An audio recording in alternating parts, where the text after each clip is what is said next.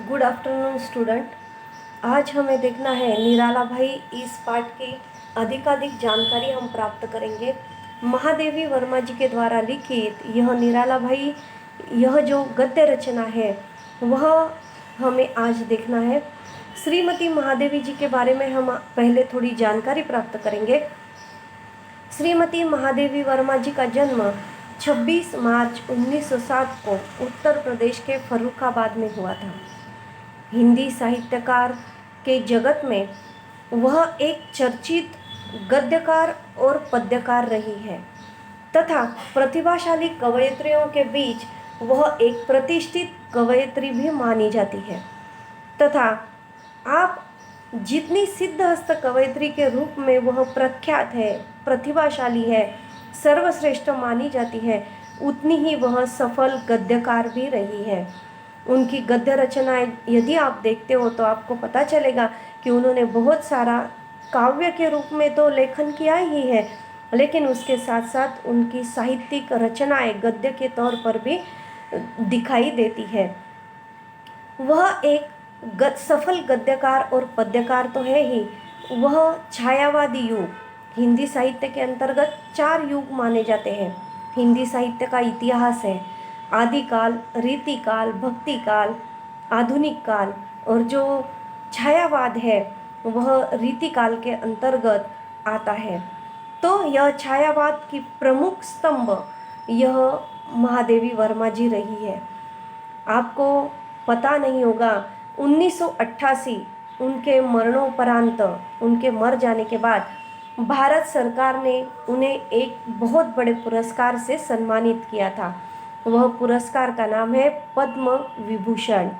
इस पद्म विभूषण पुरस्कार से उन्हें भारत सरकार ने मरणोपरांत 1988 में उन्हें पुरस्कृत किया हुआ है। उनकी कविताएं और जीवन के आदर्श हमारे लिए प्रेरणादायी रहे हैं तथा उसके साथ साथ महादेवी वर्मा जी को आधुनिक मीरा भी कहा जाता है। उनकी साहित्यिक रचनाएं इतनी अच्छी है कि उन्हें मीरा की उपाधि कवियों ने और साहित्यकारों ने दी हुई है। तो कवि निराला ने आपको हिंदी के विशाल मंदिर की सरस्वती कहा है। अभी जिनके बारे में महादेवी वर्मा जी ने यह साहित्य का लेखन किया हुआ है वह हिंदी के जाने माने और प्रतिष्ठित कवि जो है निराला, उन्होंने महादेवी वर्मा जी को हिंदी के विशाल मंदिर की सरस्वती कहा है। तो कुछ आलोचकों ने उन्हें आधुनिक मीरा भी संबोधित किया हुआ है। उनका निधन 1987 में हुआ था और मरणोपरांत 1988 में उन्हें पद्म विभूषण से अलंकृत किया गया था। अभी हम देखते हैं उनकी प्रमुख कृतियाँ कौन सी है। तो निहार, रश्मि, नीरजा, दीपशिखा और अग्निरेखा, यह उनकी प्रमुख कृतियाँ हैं। उनके रेखाचित्र कौन कौन से हैं? तो अतीत के चलचित्र, स्मृति की रेखाएं, यह 2 साहित्य उनके रेखाचित्र के अंतर्गत आते हैं। संस्मरण क्या होता है? तो आधुनिक हिंदी गद्य साहित्य में संस्मरण विधा किसे कहेंगे? तो वह अपनी विशिष्ट स्थान रखती है। यह संस्मरण जो होता है वह अपना विशिष्ट स्थान रखता है। हमारे जीवन में आए हुए किसी व्यक्ति के स्वाभाविक गुणों से अथवा उसके साथ घटित प्रसंगों से हम प्रभावित हो जाते हैं। तो ऐसे संस्मरण, पथ के साथी, मेरा परिवार और संस्मरण, यह उनके संस्मरण के साहित्य है। निबंध लेखन उन्होंने क्या क्या किया हुआ है?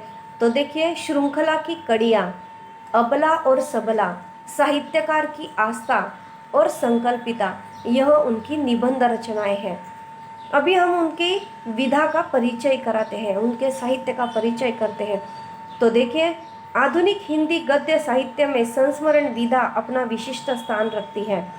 हमारे जीवन में आए किसी व्यक्ति के स्वाभाविक गुणों से अथवा उसके साथ घटित प्रसंगों से हम बहुत ही प्रभावित हो जाते हैं।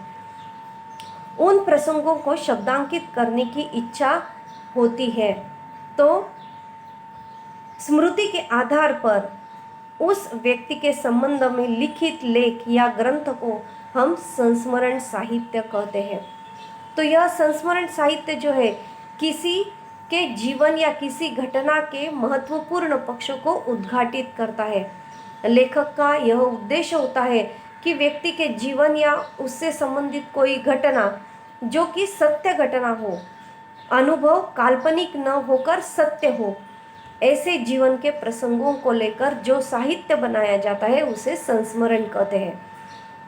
तो यह संस्मरणात्मक विधा जो है वह लेखिका के प्रमुख विषय रहे हैं। अभी हम देखते हैं कि निराला भाई इस पाठ के अंतर्गत लेखिका महादेवी वर्मा जी ने हमें क्या बताने की कोशिश की हुई है। तो देखिए, प्रस्तुत पाठ में महादेवी वर्मा जी के द्वारा लिखित यह संस्मरण है। उन्होंने हिंदी साहित्य में छायावादी कवि और क्रांतिकारी व्यक्तित्व के रूप में जाने जाने वाले निराला जी के बारे में यह लेख लिखा हुआ है। वे निराला जी कैसे थे, उनका जीवन कैसा था, वह किस प्रकार का जीवन जीते थे और उनकी सोच किस प्रकार की थी, वह सामाजिक तौर पर कितना सारा काम करते थे, अपना खुद का ख्याल न करते हुए, अपने परिवार का ख्याल न करते हुए वह सामाजिक कार्य करने के लिए कितने उत्स्फूर्त रहे, यह हमें लेखिका महादेवी वर्मा जी के द्वारा पता चलेगा। तो देखिए, वह क्या कह रहे हैं कि निराला जी आजीवन फक्कड़ बने रहे। फक्कड़ बने रहे यानी अपने पास उन्होंने कुछ भी नहीं रखा, जो भी था वह सब देने के लिए वह उपयोग में लाते थे। अपने आप को उन्होंने गरीबी में ही रखा है। आजीवन फक्कड़ बने रहे यानी गरीब बने रहे, निर्धनता में जीवन यापन करते रहे। निर्धनता, उनके पास कुछ भी धन दौलत पैसा नहीं था, वैसे ही वह अपना जीवन जीते रहे तथा दूसरों के आर्थिक दुखों का बोझ वह स्वयं ढोते रहे। और जो यदि कोई संकट में है, समस्या में है, तो उनका दुख वह खुद अपने सर पर लेकर, वह एक बोझ अपने सर पर लेकर वह चलते रहे। दूसरों की आर्थिक समस्याओं को सुलझाने की हमेशा वह कोशिश करते रहे। उन्होंने परिवार के सदस्यों के वियोग की व्यथा को सहा, उसे काव्य में भी उतारा। निराला जी ने बहुत सारी काव्य रचनाएं की हुई है। वह एक जाने माने प्रख्यात कवि है। उनका सही नाम और उनका असली नाम क्या है आपको पता है?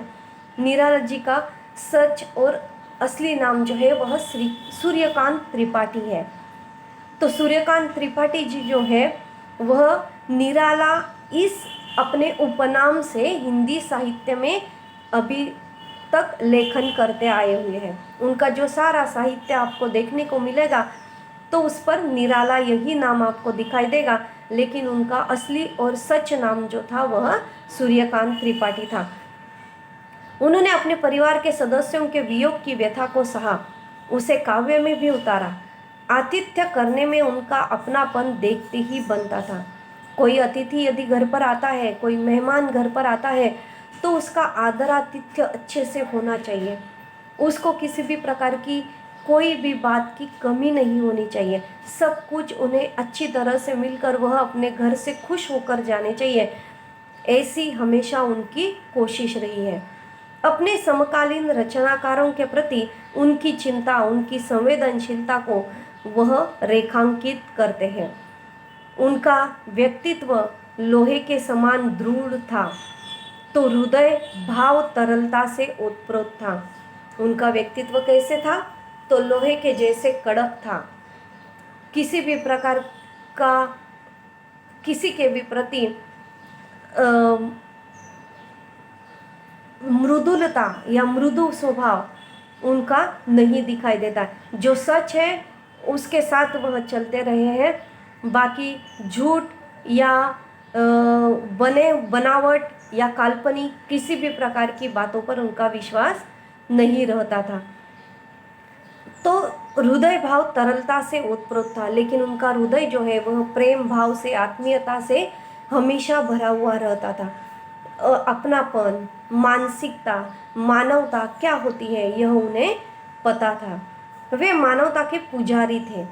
मानवता, मानव को मानव के साथ किस प्रकार रहना चाहिए यह उन्हें पता था। वह सबको एक दूसरों के साथ अच्छा व्यवहार करने के लिए सिखाया करते थे, समझाया करते थे। झगड़ा झगड़े करना या किसी के प्रति रोष क्रोध उत्पन्न करना, एक दूसरे के साथ घृणा करना, यह उन्हें बिल्कुल भी पसंद नहीं था।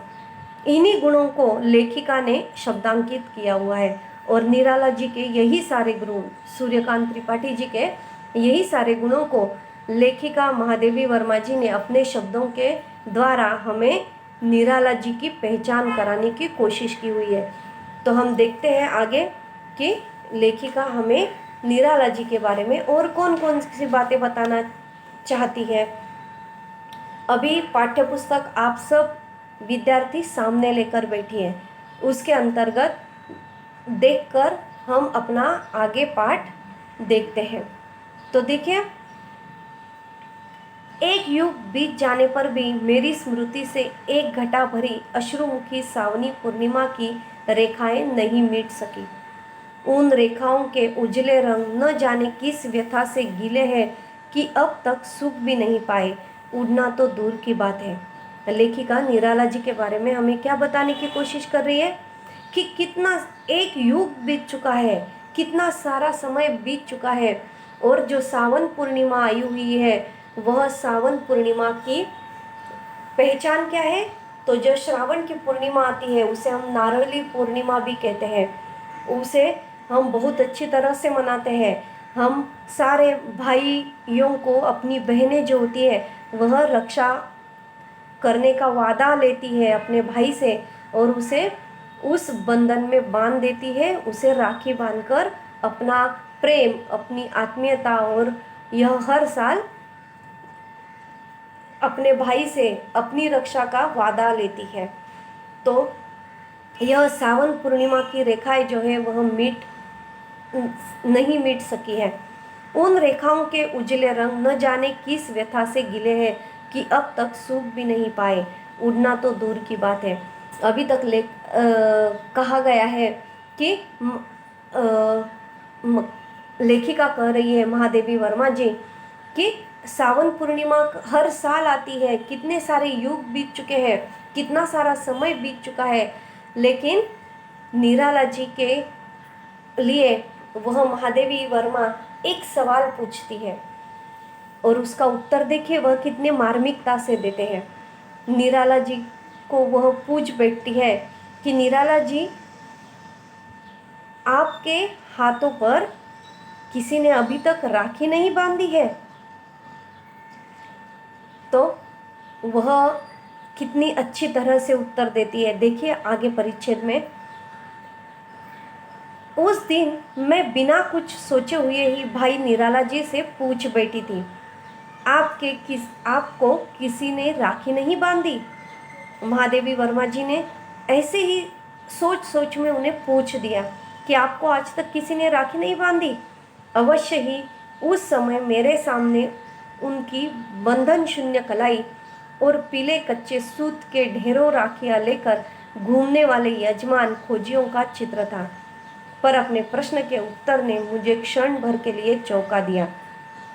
अभी उनका यह सवाल तो वह पूछ बैठी, लेकिन अभी तक उनके हाथ पर राखी नहीं देखी, इसलिए महादेवी वर्मा जी के द्वारा वह सवाल उनसे पूछा गया। लेकिन कुछ क्षणों के बाद निराला जी उन्हें उनके प्रश्न का उत्तर देती है। देखिए किस प्रकार कि कौन बहन हम किसे भुक्कड़ को भाई बनावेगी, यानी मैं तो एक गरीब इंसान हूँ, मेरे पास न धन है, न दौलत है, न पैसा है, कुछ भी मेरे पास नहीं है। तो ऐसा मार्मिक उत्तर जो मन को छू लेगा, मन को दर्द करेगा, ऐसा उत्तर वह देते हैं कि कौन बहन हम जैसे भुक्कड़ को भाई बनावेगी, यानी मैं निर्धन हूँ, मेरे पास पैसा नहीं है, मैं गरीब हूँ, मुझ गरीब को कौन बहन ऐसी होगी जो भाई बनाएगी। मैं उत्तर देने वाले के एकाकी जीवन की व्यथा थी। उसमें महादेवी वर्मा जी को पता चला कि यह एक एकाकी जीवन जीने वाला व्यक्ति है, न उसके पास पैसा है न कुछ है, तो वह अपने जीवन की व्यथा उस उत्तर के द्वारा मुझे बताने की कोशिश कर रहे हैं। तो एकाकी जीवन की व्यथा थी या चुनौती, यह कहना कठिन है, पर जान पड़ता है कि किसी अव्यक्त चुनौती के आभास नहीं, मुझे उस हाथ के अभिषेक की प्रेरणा दी जिसने दिव्य वर्णगंध मधु वाले गीत सुमनों से भारती की अर्चना भी की है और बर्तन मांजने, पानी भरने जैसी कठिन श्रम साधना से उत्पन्न श्वेत बूंदों से मिट्टी का श्रृंगार भी किया है।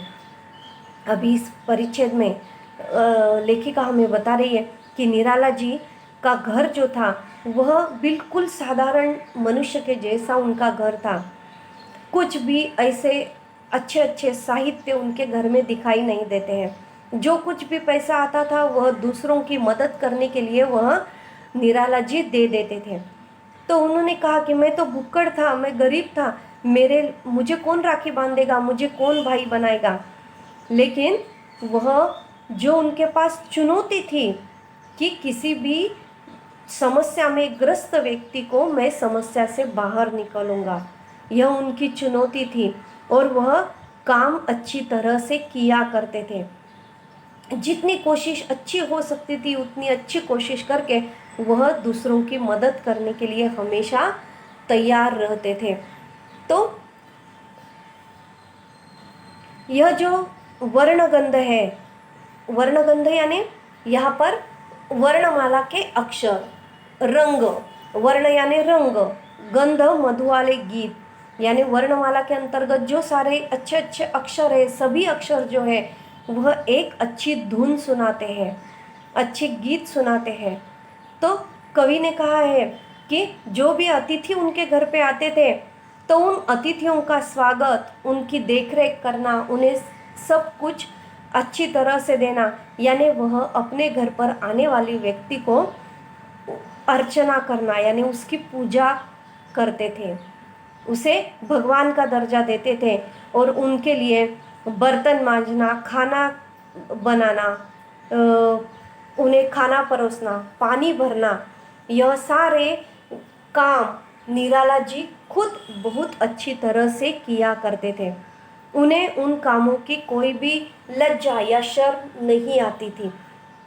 कठिन श्रम साधना से उत्पन्न श्वेत बिंदुओं से मिट्टी का श्रृंगार भी किया करते थे, यानी अपना पसीना बहाकर कष्ट करके वह पैसा जमा करते थे और वह पैसे जमा किए हुए पैसे वह श्वेत बिंदु यानी पसीने से जमा किए हुए जो सारे पैसे थे वह दूसरों के लिए उपयोग में लाते थे।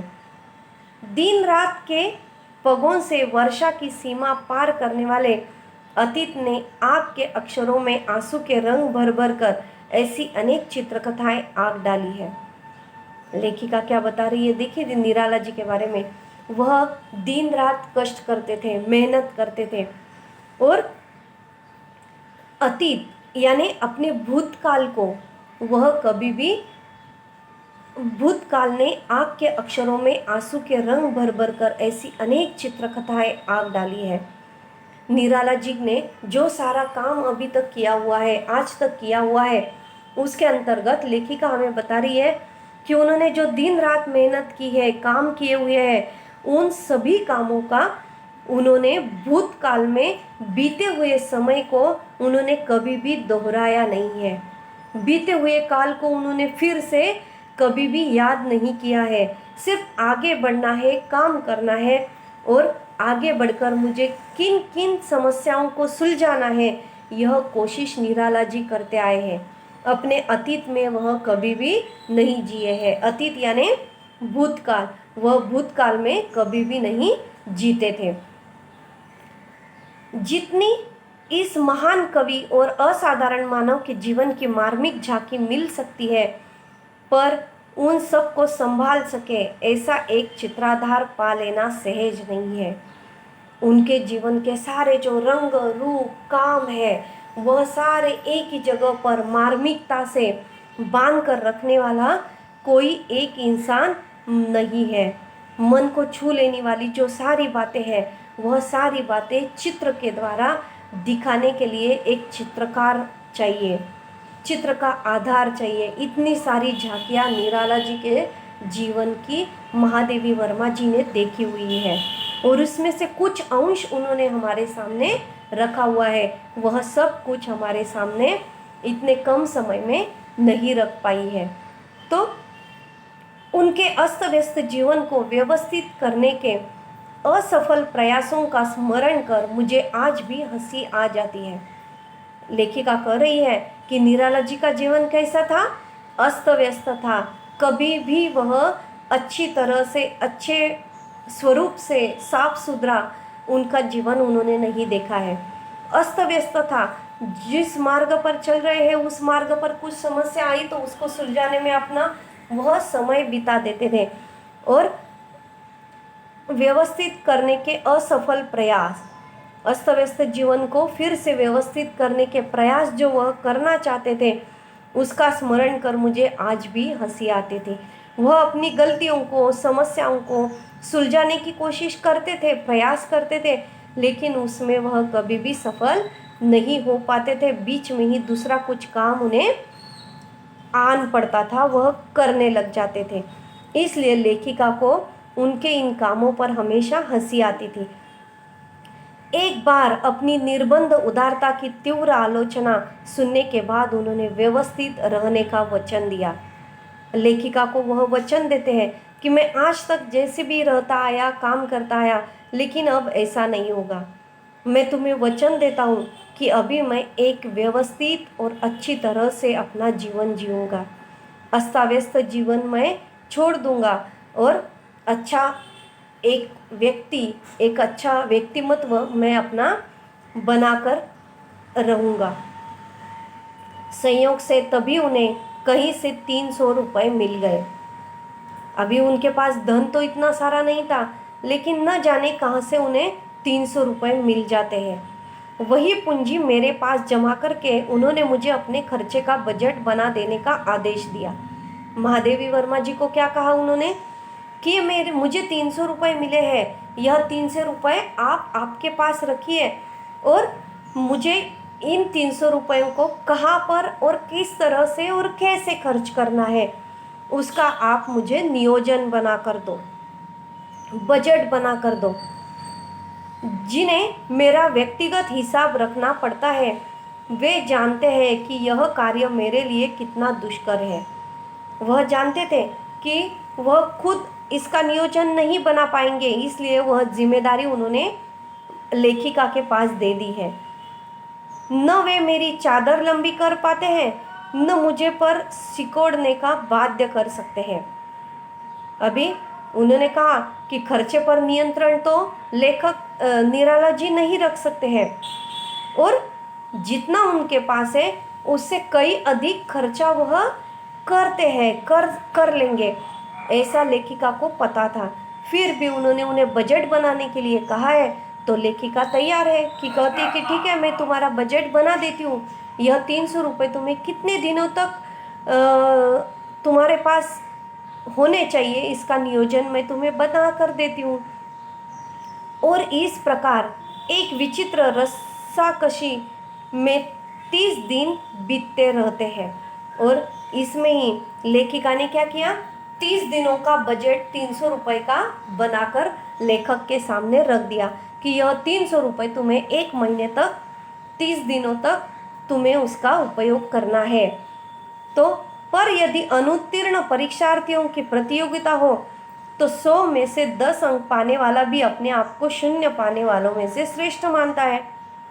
अभी लेखिका ने कौन सा उदाहरण दिया है हमें, देखिए कि अनुत्तीर्ण जो परीक्षार्थी होते हैं, जो फेल हो जाते हैं, यश प्राप्त नहीं कर पाते हैं, वह जो 5-6 विद्यार्थी होते हैं अनुत्तीर्ण, उनमें भी वह एक दूसरे को ताकते हैं, परखते हैं कि अरे मुझे 20 मार्क्स मिले हैं, तुम्हें 19 मिले हैं, तुम्हें 18 मिले हैं। ऐसा एक दूसरे के साथ बातचीत करते करते वह यह सोचते हैं कि अरे सबसे ज़्यादा 20 अंक तो मुझे ही मिले हैं, यानी वह अपने आप को 20 अंक प्राप्त किए हुए हैं तो वह श्रेष्ठ समझता है, लेकिन वह फेल है यह तब भूल जाता है। तो उसी प्रकार कहा है लेखिका ने कि 30 दिनों का बजट तो मैंने बना कर दिया, लेकिन वह 30 दिनों के पैसे लेखक ने कितने दिनों में समाप्त किए हुए हैं, यह लेखिका हमें बताती है। तो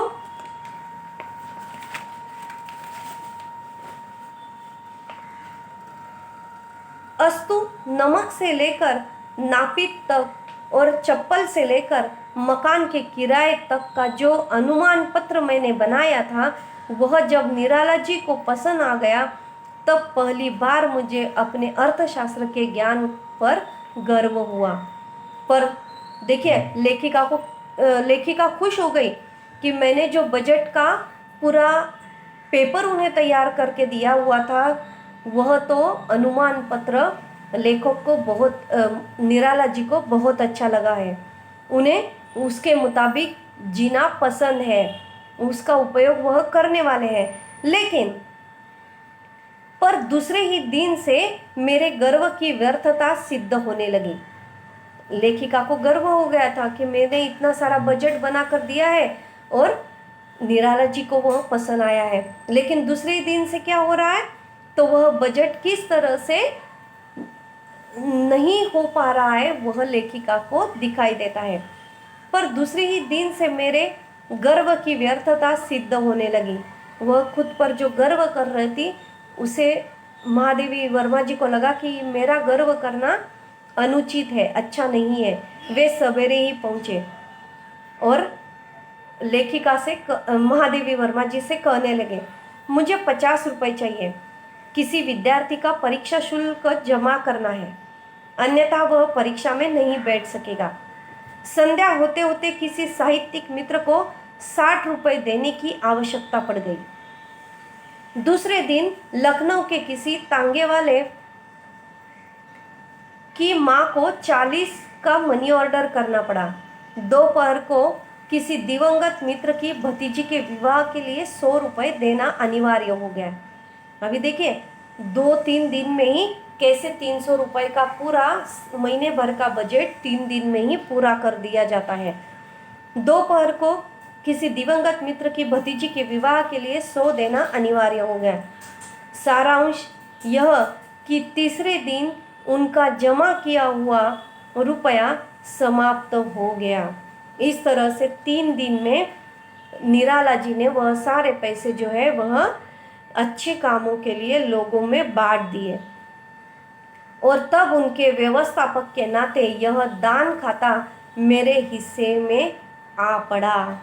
तो मैंने यह सब कुछ देख लिया कि महीने भर का बजट 3 दिन में ही लेखक निराला जी ने किस तरह से पूरा कर दिया।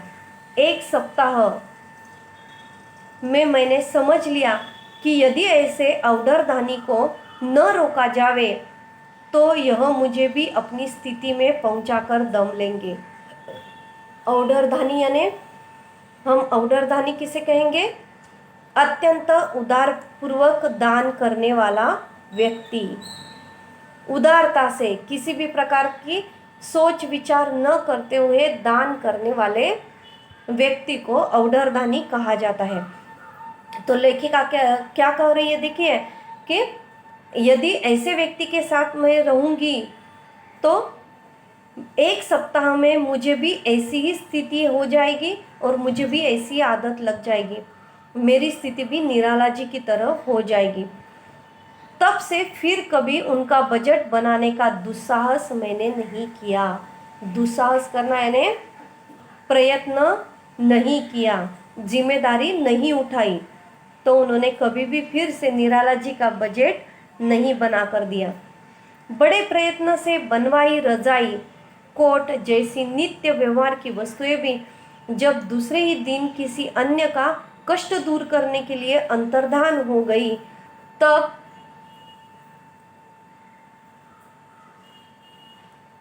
अर्थ के संबंध में क्या कहा जावे तो साधन मात्र है, वह संध्या भी मेरी स्मृति में विशेष महत्व रखती है। अभी उन्होंने खुद के लिए जो रजाई बनवाई थी, कोट बनवाया था, वह भी उन्होंने दूसरों का कष्ट, समस्या, दूसरों की अड़चन दूर करने के लिए उन्होंने बांट दिया। तो यह सब कुछ लेखिका देख रही थी। वह संध्या भी मेरी स्मृति में विशेष महत्व रखती है। जब श्रद्धेय मैथिली शरण जी निराला जी का आतिथ्य ग्रहण करने गए, मैथिली शरण गुप्त, यह भी एक जाने माने हिंदी साहित्य के साहित्यकार है।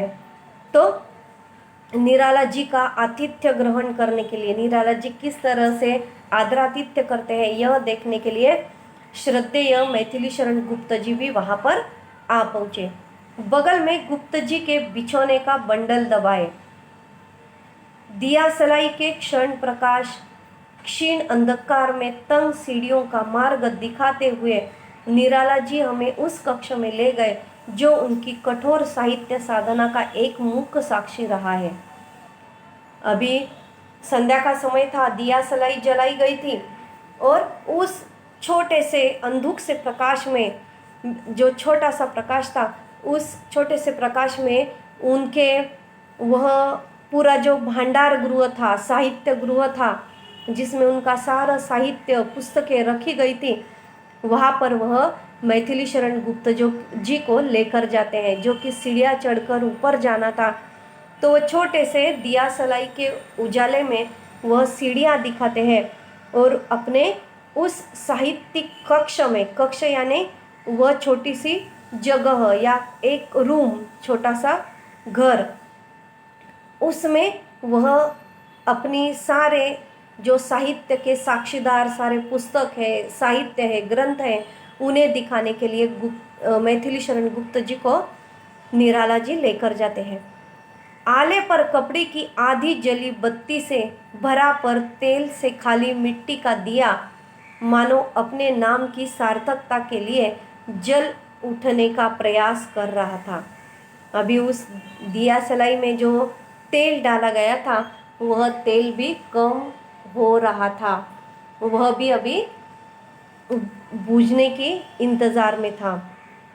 वह आलोक रहित, सुख सुविधा शून्य गृह स्वामी के विशाल आकार और उससे भी विशालतर आत्मीयता से भरा हुआ था।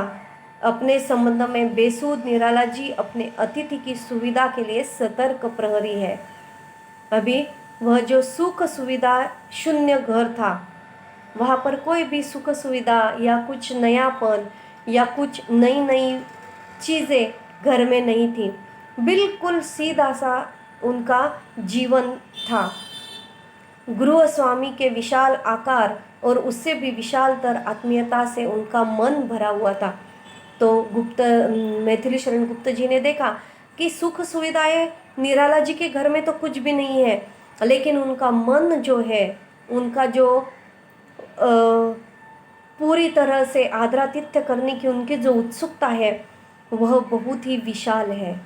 और जो भी वह सच्चे दिल से कर रहे हैं, वह बहुत ही आत्मीयता से सबके लिए करते हैं। यह गुप्त जी ने देख लिया। अपने संबंध में बेसूद निराला जी अपने बारे में कभी भी वह खुद के बारे में नहीं सोचते आए हैं। निराला जी अपने अतिथि की सुविधा के लिए हमेशा सतर्क प्रहरी रहते थे, सतर्क रहते थे। किसी भी प्रकार की अपने मेहमान को, अपने अतिथि को किसी भी प्रकार की कमतरता अपने घर में महसूस ना हो, यह कोशिश निराला जी हमेशा करते रहे। अतिथि की सुविधा का विचार कर वे नया घड़ा खरीदकर गंगा जल ले आए और धोती चादर जो कुछ घर में मिल सका सब तख्त पर बिछाकर उन्हें प्रतिष्ठित किया। अभी मैथिली शरण गुप्त जी पहली बार उनके घर पर आए थे, उनका आदरातिथ्य करना उनकी जिम्मेदारी थी निराला जी की। तो उन्होंने कहा कि मैं एक नया घड़ा खरीद कर लाया, उसमें गंगा जल लाया, घर में जो कुछ छोटी सी चादर धोती थी उनका बिछाना मैंने तैयार करके दिया कि उन्हें आराम से सुख शांति से मेरे घर में नींद आ सके। तारों की छाया में उन दिनों मर्यादावादी और विद्रोही महाकवियों ने क्या कहा सुना, यह मुझे ज्ञात नहीं, पर सवेरे गुप्त जी को ट्रेन में बिठाकर वे मुझे उनके सुख शयन का समाचार देना न भूले। अभी देखिए, मैथिली शरण गुप्त जी को तो बहुत सारी सुख सुविधाएं उनके निराला जी के घर में नहीं मिली हुई थी, लेकिन एक आत्मीयता, एक अपनापन जो होता है, वह उन्हें उनके घर में बहुत सारा, ढेर सारा मिला हुआ था और उस प्रेम को, आत्मीयता को उन्होंने अपने साथ समेट कर वहाँ लेकर जा रहे थे। तो लेकर जाते समय अभी तारों की छाया में उन दोनों मर्यादावादी यानी निराला जी और मैथिली शरण गुप्त जी और विद्रोही महाकवियों ने क्या कहा और क्या सुना, यह मुझे ज्ञात नहीं।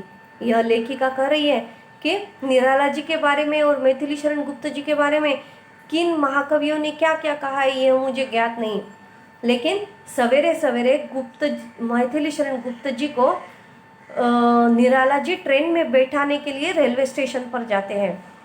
लेकिन स्टेशन पर जाने पर, ट्रेन में बिठाने के बाद मैथिली शरण गुप्त जी ने उनका हुआ आतिथ्य के बारे में वह समाचार देना न भूले, क्योंकि निराला जी, मुझे तुम्हारे घर में कितना सारा सुख, चैन, आत्मीयता, मानवता क्या होती है, वह सब कुछ मुझे आपके घर में देखने को मिला है।